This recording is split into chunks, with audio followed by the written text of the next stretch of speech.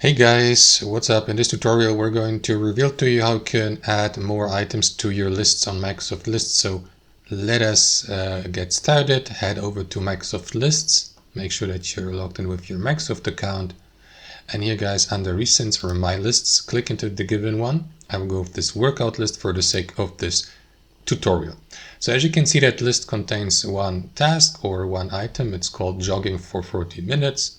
So to add a new item to that list, click into this button here, and then you will see this field here. So enter the task or the item here, like, I don't know, for example,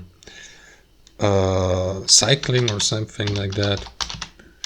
That's a workout for 1 hour, for example. Press enter, and then the item will be added to that list so that you can, for example, click into more actions here, edit the given item here, describe it below, or go through this list of columns here and provide more information, like, for example, it's specific. It depends on the type of the list you add. So that's a sports related list with exercises and workouts. So that's how you do it, guys. You can add another item by clicking into this button, and that way complete your list.